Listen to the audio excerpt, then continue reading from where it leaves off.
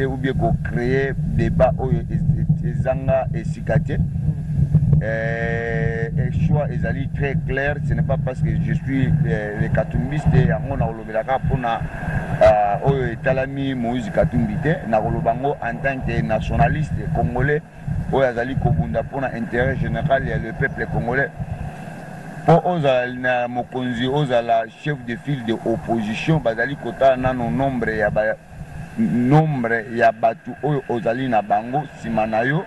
Bazali pe kotala nombre ya batu oyo bazali ko représenter soit parti politique na yo na kati ya lingomba oyo bengami ensemblement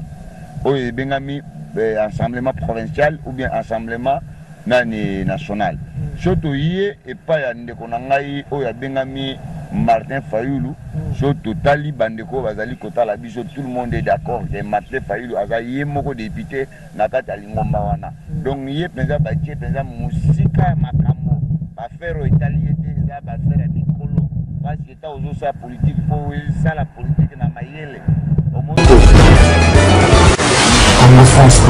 po toye ba ndenge nini po okoma cadre ou bien okoma membre ezali kosenga auto sala nini nyoso wana to ko annoncer yango kana micro na bino ya Congo France. Donc pona motuna na yo ko banga te son excellence Moïse Katumbi na ba ndeko oyo bazali pembeni na ye bazali ko travailler na moi pona kala mingi te ba kombo ya parti politique ezali ko bima tant kombo ya parti politique ko bima na ko ya liboso ya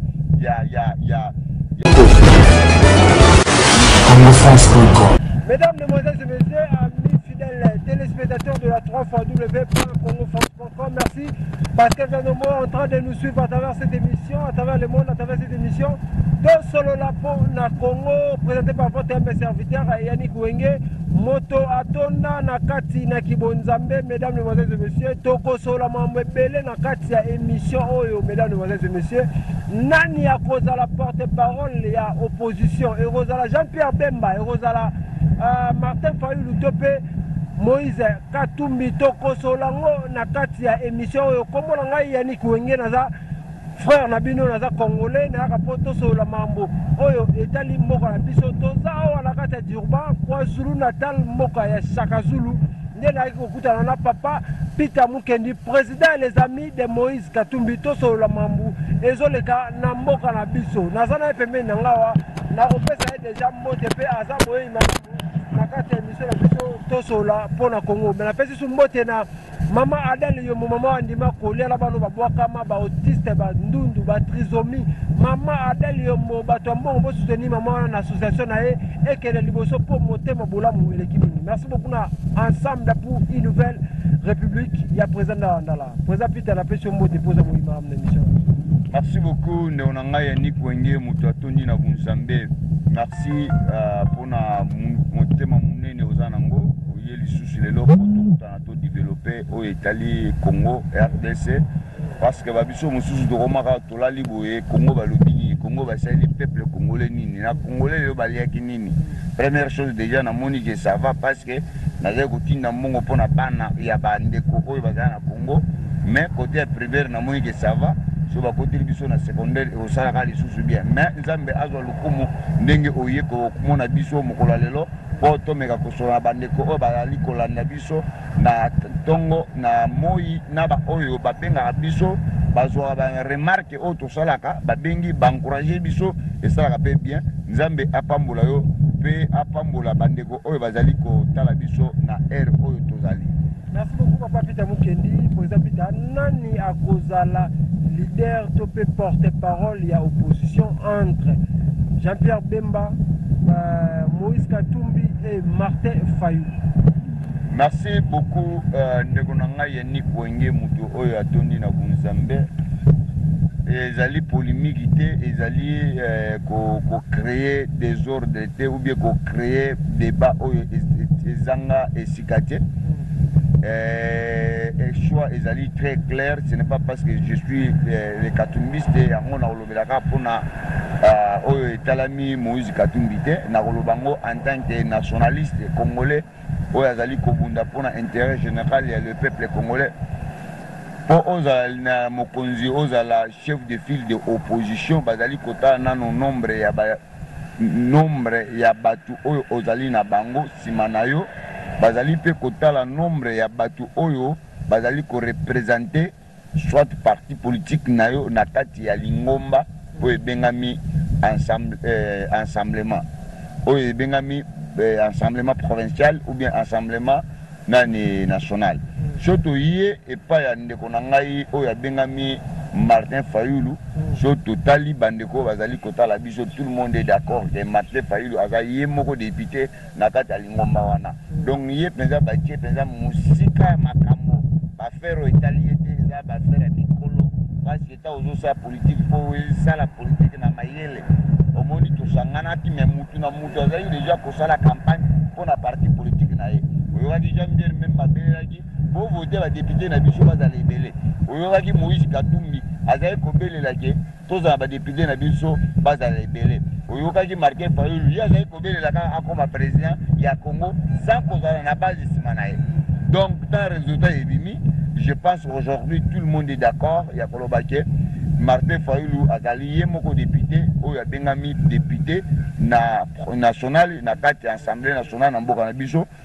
toye epai ya ndeko na biso Jean-Pierre Mbemba azali so na 20 combien député na kati ya na parlement so tozongi côté na biso tout le monde je pense ezali polémique te ezali que tozali ko mériter son excellence Moïse Katumbi azali ko mériter tozali na 66 députés national oyo bazali ko représenter groupe na biso ou bien parti politique na biso malgré jusqu'aujourd'hui non to publier yango te mais ezali bantu oyo bakendaki na kombo ya ensemble ya Moïse Katumbi tozali na 66 députés national tozali na 97 soki 98 boye soki 95 députés po bazali provincial oyo ya biso bazali bakendaki kuna na kombo ya son excellence Moïse Katumbi c'est-à-dire bakendaki na kombo ya ensemble donc tozali na polémique chef de file de l'opposition aujourd'hui il s'appelle Moïse Katumbi Chapo yango biso tolobaki tozosala politique moko ya mayele ya bwanya tozosala politique moko oyo ezali kotala mpona intérêt général ya le peuple congolais Moïse Katumbi nde azali korepresente akozala chef de file ya opposition na mikolo ezali kokende parce que ezali na kati ya constitution na mboka na biso tokokende ngulungulu te sans kozala na nani leader ya opposition te tozalaki na papa Etienne Tshisekedi wa Mulumba oyo azalaki président ya nani azalaki chef de file ya opposition parce que kozalaki mutu moko te oyo azalaki kokarne carnation na ye na temps wana bango tu nyonso bazalaki na se lelo boye na nombre ya badéputation oyo toza na bango na façon tozali kotravailler na kati ensemble son excellence Moïse Katumbi c'est dit qu'il mérite kozala mokonzi ya ba opposant nyonso wana oyo bazala na mboka na biso donc na mutuna na yo c'est Moïse Katumbi bientôt là akozala chef de file ya opposition bapita mokeni mais tobanda olobaki ke non président Moïse Katumbi ako-annoncer parti politique na ye mais jusque là tozomona kaka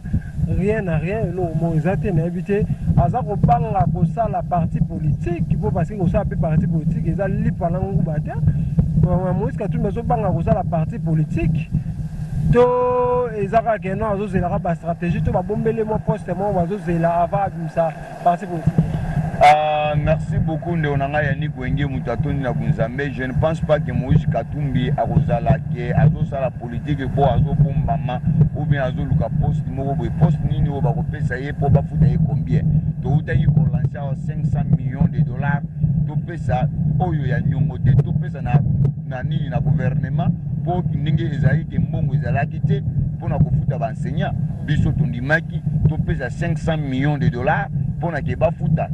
to pesa bango pour na nyongote mais to pesa ngo kaka pour na mboka na biso bonne volonté wana oyo Moïse Katumbi aza nango donc ndenge na yebisaki bino ki tokendaki awa tokendaki kaka na ensemble oyo tokendaki nango pour na ke tokende kuna donc pour na motuna na yo ozali kotuna pour na parti politique tozali kobangela ngo te parti politique tozosala ngo avec beaucoup de idées mayele ya bien parti politique oyo koya ko-inspiré bandeko ebele oyo bazali kobenga nga butu na moi ya kolobaki quand parti politique ekosalema po toyeba ndenge nini po okoma cadre ou bien okoma membre ezali kosenga otosala nini nyonso wana tokoannonce yango quand na micro na bino ya Congo France. Donc pour na motuna na yo ko bangate son excellence Moïse Katumbi na ba ndeko oyo bazali pembeni na ye bazali ko travailler motuna moi pour na kala mingi te ba kombo ya parti politique ezali ko bima tant kombo ya parti politique ko bima na koya liboso ya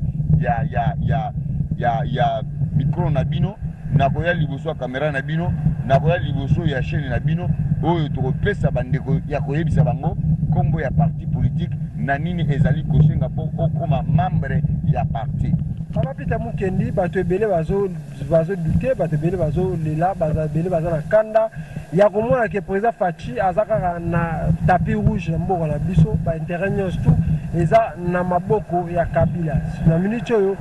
tozaka na Kabila ndem ndaza na pouvoir na mboka na biso ndenge ba congolais ebele bazoloba na ebite yo ko kanisa nini na ndenge mo ba rimer ba congolais baloba.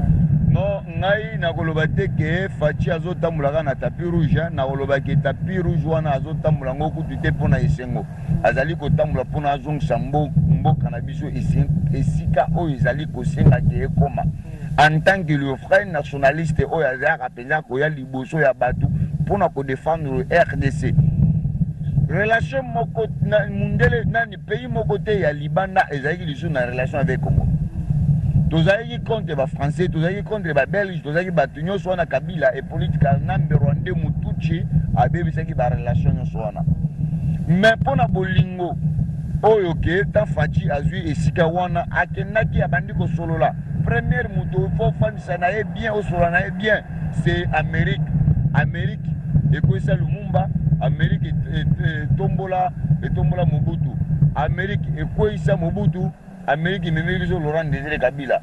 kaka bango wana bamemela biso politique nambe bango wana babengani biso politique nambe nazali koloba ngo sa kotia mai na monoko politique nambe ata na ndoto akokoma ka lisusu président de la République na mboka na biso te. Comment ce président de la République elongi na ye koyaka te lisusu nazali koloba ngo sans kozoloba ngo ndenge bato balekaka na sentiment bato ebele ndeko na ngai Yannick Wenge moto atondi na bunzambe mitema mabe nde etondi na peuple congolais toza bato mabe bato baboyi mboka na bango c'est nous les Congolais ezali nde tolobaka barwande wana te to akuzaka bango pamba Félix on a sali déclaration oyo tikala kosalema te à part Mobutu Sese Koko Mwendo wa Zabanga o asala déclaration ya kolobaki soki ko shala ke na sala impact na sata pona Congo ezala mobimba asala pe impact wana c'est pour cela jusqu'à aujourd'hui tu vois que Congo bazali ko bunsango bakatango mais pona déclaration ya Mobutu na biso asala ka ngo atelema ngo ya solo ke mboka wana bakokatango te donc nazali ko senga ke bato bazali kotambola ba langage mabe bayeba ke mboka kokoya te mboka kozala diviser te pona ke tozali na bandeko o baza na muru pona Congo te yango zali koyoka ke bazoloba te Félix azotambolaka na tapis rouge mais mboka kei ekokende te soki mboka keka elingaki kende politique na bazali na 18 ans na pouvoir pourquoi ekatanaki te mboka ekendaki te po baya bakatango kaka lelo donc il faut comprendre que eza mote ya mabe ya bandeko o baza nango Congo ekochange te Congo ekotikala kaka ndenge Lumumba atika yango ndenge Kasavubu atika yango ndenge Mobutu atika yango na lolenge pe politique na mbatika yango Congo ekozala ndenge wana asa Kabila akuzala na sakokende CPI te akuzala kaka na kingakati wana si manda ya président Fachi ekosila to ezali pona ka politique na mbakende CPI ezosenga conscience ya peuple congolais tant biso moko nano tozolinga mboka wana te tokoti division na mboka na biso est-ce que tant nini o biso ba congolais tokozala nango po tokanisa ndenge nini tokobengana politique na mbakende CPI akokende CPI soki biso moko toza na volonté ya komema ye na CPI mais volonté wana ezali te biso ba congolais toza divisé pourquoi toza divisé aujourd'hui parce qu'à l'époque tozali kotambola na lolenge biso nyonso tosanganaki ke Congo ekende soki lelo Congo ekomi na condition toza nango tozwi tete ya congolais liboso ya mboka nde tozali koganga butu na moi elingaki lisusu tosanga ke nzambe merci eloko tozali kosenga yo yango oyo pesi biso kasi na botema malamu tozali lisusu kosangana te cette fois-ci bato oyo bazali barwandais Robert azola na Kisasa soki Robert azola na Kisasa esengaki bakongolais bakiatake Robert mais bazo atake bakongolais bainonsa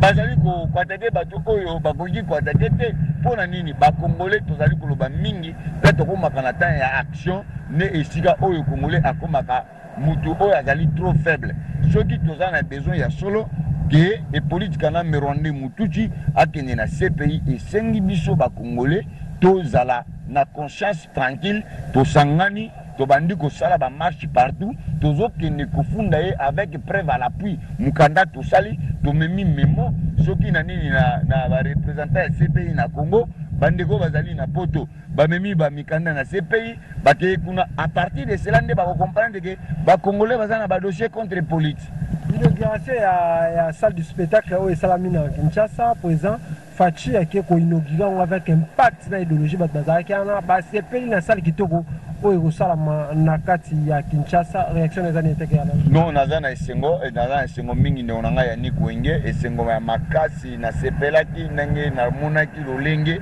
bande kona biso ya ba congolais bakendaki kuna na ba déclaration oyo président abimisaki na munoko na ye omoni tozala ba fanatique ya batute tozala kotambola tant conscience na yo ezali ko travailler ce que moni mutu asali azoloba makambo moko ya bien pona mboka na yo etikala kosala mate 18 ans oyo tomoni passé na mutuchi ya Rwanda oyo afandaki biso akomaki lokola satan moko boye ba imposer le biso na Congo atikala kosala déclaration moko te atikala kosala volonté moko te malamu pona Congo donc ngai na koloba ke Nzambe azali kolo Nzambe azana si Nzambe azali esika nyoso soki ya solo to tamboli na honnêteté na sincérité na kati na biso to sambeli penza ke Nzambe batela mwana mobali oyo na ba projet malamu azana ngo asala ngo pona Congo parce que lelo na yoki déjà a lobby que même année prochaine ba mosusu secondaire et aux ala pamba ba biloko boye sala makate ba papa soka ke musala ba futi $300 $400 na ye olebi misambongo pona bana na ye mbongo wana akosala ngo batume eloko mosusu so ozali locataire oso mata parcelle na yo obandi ko tonga ndako ata ya muke mais oyebi ke na koma ofanda epananga donc pona o musaya ma déclaration salaki na libanga oyo achaki elakisi déjà que azali na bonne volonté et sengeli biso ba congolais tozala na amour pona Congo ke tosangana na intérêt général pour que ceux ya solo tozali ko bunda pona Congo kende liboso pourquoi pas te ko sangana. Merci beaucoup, Papa Peter Mukendi. Président Fachi na déclaration na ye na bakota wa est kuna avant ba attaquer avion na ye alobaki akotia vie na ye a danger pour na kimia kaka ya est yango elukile ba mususu tout mona avion lelo et disparaître na ebité est que pendant 18 ans au Kabila Zaki kimia na est ko ko chango te est que président Fachi vraiment ya solo akotia kimia la kata est moko akoki kotia kimia na kati na biso soki biso moko nano tozali na kimia biso moko toza na amour mutu musapi moko balobi musapi moko akokanga silite so tosangani biso nyonso parce que bana bazokende obunda kuna eza basoda na biso ka basoda moko oyo bazali wana lelo tomoni balati teni ya sika tomoni ba équipement ya sika bapesi bango biloko ya sika oyo Rwanda mutuchi azali komema azotekela ngo ba Rwanda ma musala wana esengelaki ke musala oyo basoda oyo bazosala lelo na yoki déjà minembwe ezali attaqué ba maimai basangani na nani FARDC baatake minembwe ezali mabele ya bana Congo ba Rwanda bautaka nde baye na mboka na biso baye kofanda esika wana na talisi oyo na kati ya se wana tokuti minere ebele ezali wana oyo balingaki bakomisa ngo province après bakomisa ngo zone province mokolo mosusu bayebisi bino ke bakati yango ekomi république na kati ya mboka donc ezali ka conscience ya bagénéral eza conscience ya basoda mapinga na biso soki bazali mpenza na amour ya mboka na biso bazali koservir bango bapesi bango minduki ya malamu bapesi bango misala malamu oyo bafuti bana na bango bafuti bango bana bango baza à l'aise na basi na bango bakotravailler makasi mpona mboka na biso. Président Fachi auti kolongola général azalaki na aza général ba garde républicain a changé mosusu pe tozoyoka ke non président ya cour suprême ya mboka na biso azolongola ye mpe aotya mosusu est ce que président cour to bango na président cour suprême ya mboka na biso ye kaka tikala to président aluka mosusu atya non ezali bolobi le président de la République il est